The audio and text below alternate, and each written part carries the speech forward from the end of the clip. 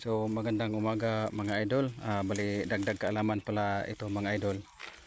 May share po ako sa inyo mga idol na isa pong technique dito mga idol sa pag-aalaga natin ng ng tubuhan.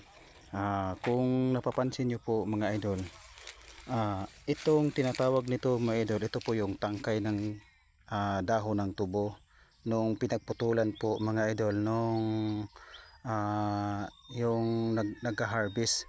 So ang ginawa ko mga idol, hindi ko po sinusunog yung dahon na ito, dahil ang dahong ito mga idol, nakakatulong po ito sa ating pong pananim na tubo. Ito po siya ay tinatawag mga idol na magiging organic na po siya. So ang ginawa ko siya mga idol para mananatili pong moisture yung lupa. So basa lang po yan mga idol doon sa ilalim. Yan mga idol, oh. Basa lang po yung ilalim niya mga idol. Kung sinusunog natin to siya mga idol, may tendency mga idol na dadami po yung tumutubo na klase-klaseng mga damo. So ang ginawa ko mga idol para makontrol yung pagtubo ng damo, so hindi ko siya sinusunog. Ayan po mga idol, oh, napakataba po ng tubo ko mga idol, kasi ngayong araw na ito mga idol ay nag-apply po ako ng abono.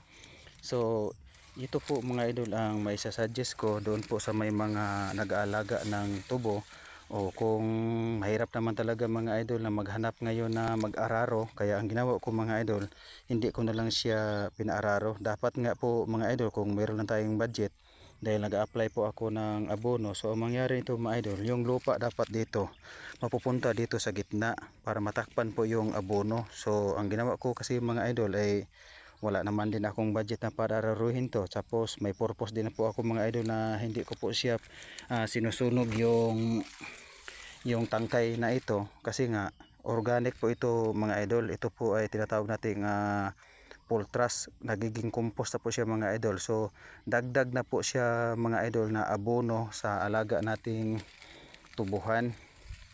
So ngayon mga idol, kung napansin nyo po yung tubo ko, napakaganda po talaga siya mga idol, dahil doon po sa ginawa kong pag-spray. So nakokontrol po yun mga idol ang pagtubo ng maraming damo. Karagdagan din po na hindi ko po sinusunog yung tangkay ng tubo. Ayan po, pinalanta ko lang siya. So magiging compost, magiging organic na po siya mga idol. So sa mga nagtutubo dyan na maliit lang yung tubuhan, so kung malaki man ang tubuhan nyo, depende na rin yan sa inyo mga idol, kung sundin nyo po yung teknik ko. Pero ang teknik ko talaga mga idol, hindi ko po sinusunog yung kansyaha, ang tawag sa amin. Ayan mga idol, oh, napakataba ng alaga kong tubo mga idol. Ang ginawa ko kasi mga idol, yung kansyaha na yung nasa gitna, nandito yan, nandito po yan. So ang ginawa ko mga idol, kinalkal ko siya ng ganun pagitna. So nakokontrol ko po yun mga idol, ang pagdami ng damo. So mga idol, may kunting kaalaman na naman tayo. Saka hanggang dito na lang mga idol yung pagsishare ko ng video. At maraming salamat sa panonood, and God bless sa lahat, and bye bye. Bye bye ang mga idol, bye bye.